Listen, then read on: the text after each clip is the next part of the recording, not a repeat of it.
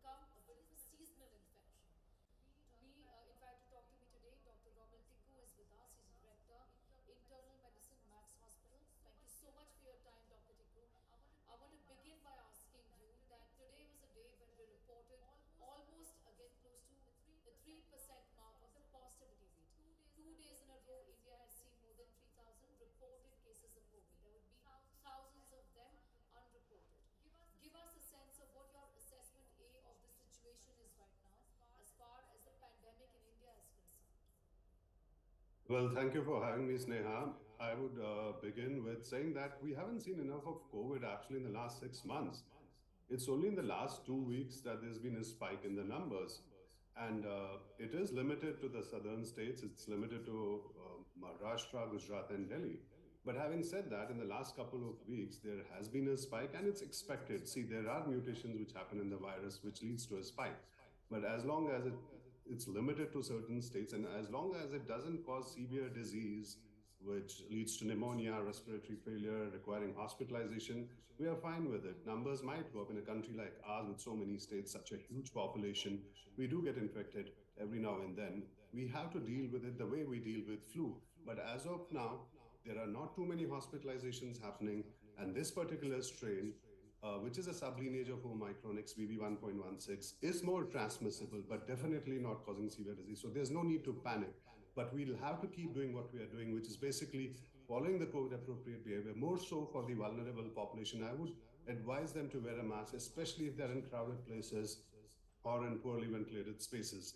And the ones who haven't had the vaccines or the booster, they should go for it because that's the only way you get protection. The vaccines might not protect you from these mutants. It gives you the vaccine, but definitely you will not land up in the hospital with pneumonia and respiratory failure. So essentially, you're saying the vaccine that we have taken, almost all of us have taken a vaccine a year ago, as far as the third dose is concerned. Are you saying that's not really going to be protecting us? It will protect us from getting severe disease, not requiring hospitalization, but it might not protect us from getting infected because we're not sure with these mutations happening in the virus whether the present booster will protect us against the present strain, which is XBB 1.16. But having said that, all these vaccines, whichever vaccine, 8 vaccines are there in India right now, will give you some sort of protection against severe disease, hospitalization, and death, and that's what we need. And that's what vaccination is all about. All right. How concerned should we be? And what about basics, protocol? Are we supposed to now return back to, say, masking inside an office space? Well, if you are vulnerable, if you have comorbidities, I would say yes. In crowded places and in places where there's not enough ventilation, you're a diabetic, you have lung disease, you have heart disease, you're a cancer patient, you are more vulnerable. And you do tend to get the complications of the virus. So I would say yes. Maybe masking is not meant for everybody. But for the ones who have a flu-like illness, first of all, they should not be stepping out of their house. They should stay at home, get in touch with their doctors, and if need be, they should get tested for COVID. Not everyone needs the test, but their doctors will advise them.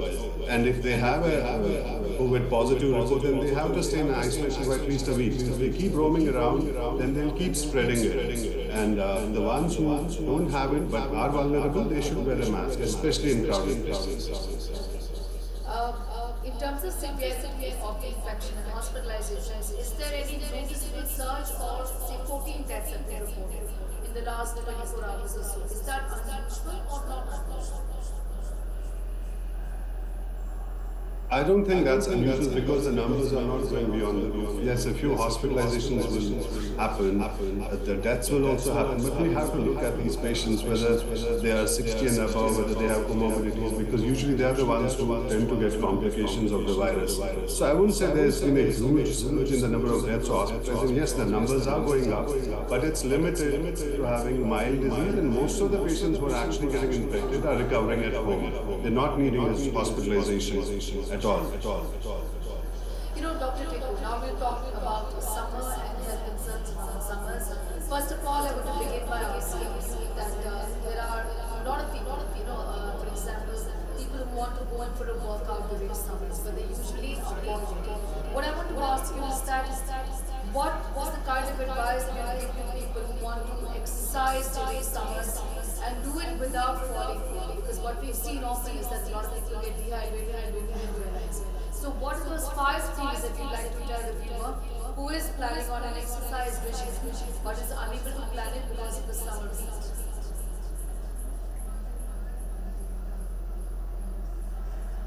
Well, I would advise them to at least, to begin with, take a shower before you go for the workout or for your exercise because it tends to cool you down.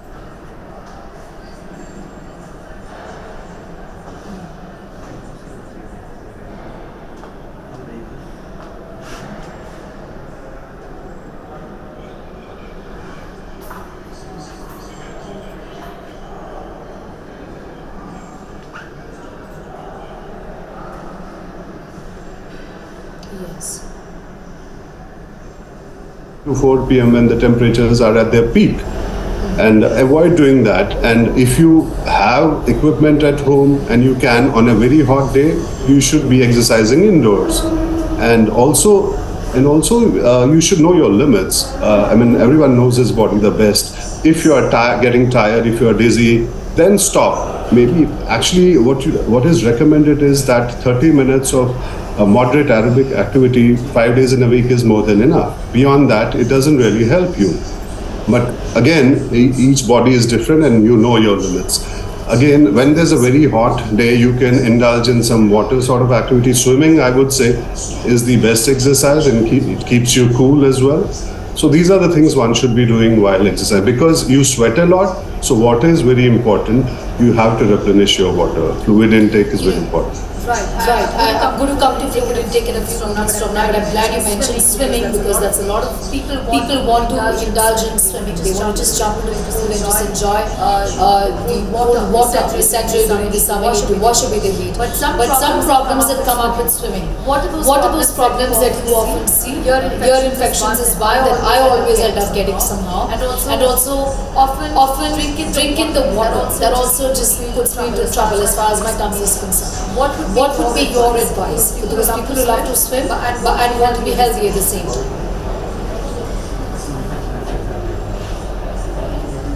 Well, swimming is, as I said, a very good exercise, but one has to be careful. The first thing I would say is take a shower before you get inside the pool. Get rid of the dirt which is on your skin. Because the most important thing is that the water should be clean, which should be having the right levels of chlorine. Again, you'll have to talk to the particular club, hotel, or authorities how their chlorine levels in the pool are, because it's very important. If the dirt and whatever sweat, if the water smells of chlorine, actually, on the contrary, it means that it's an unhygienic water because it reacts with chlorine, the sweat, the dirt, and causes chloramine formation, which leads to that smell. So one has to be extremely careful where one is doing it. And the commonest diseases which I see are diarrhea and especially the ear infections. It can also lead to skin infections. It can cause eye infections like conjunctivitis. But diarrhea, if you have a diarrheal disease, I would advise you not to step inside the pool for at least 2 weeks after you've recovered because the chlorinated water doesn't work against all bugs. There are certain parasites like cryptosporidium which can lurk in your body for 10-14 days and cause diarrheal diseases. And for preventing ear infections, I would say just cover your ear, wear earplugs, wear a shower cap, and post the session of swimming, you can just dry your ear, just tilt your head both ways and just pull your earlobes, just clean it. You can even use a hair dryer from a distance to dry your hair. These are the common things which we see, but the most important I would say is still that you take a shower before you get inside the pool so that you don't infect the others. Also, Dr. Tikwa, I'm interested in what you said about the point about chlorine in water. Often if there is chlorine, too much chlorine in water, you're saying that it's going to smell, and that's not the ideal type of water that you should be in. Am I correct?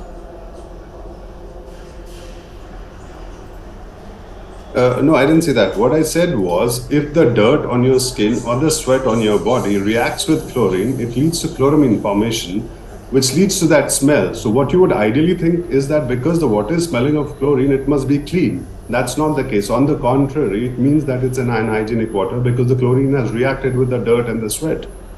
That's what it actually means. And excess of chlorine, on the other hand, also can cause diarrhea, vomiting, abdominal pain, and stuff like that. So you have to talk to the authorities there or to the club or the hotel which is managing that particular pool, that whether they have the right chlorine levels in their pool. Okay. My last question to you, Dr. Tiku, is about health with hydration. Give us tips about how to hydrate. Right? Most of us, what we do is that we wait till we are thirsty to drink up, and that is just so wrong. Our body needs water even when we are thirsty. If you could just elaborate on that, and tell us how to hydrate, right? See, especially in the summer season when we sweat a lot in hot and humid weather, you need that extra bit of water, fluid intake. Normally, I would say on average, you need 8 to 10 glasses of water a day. But there's no one size which fits all because it depends on the climate, your body composition, your body size, and the kind of work that you do. Certain people who do manual labor outside, outdoors, and athletes might need more than 5 liters. But as I said,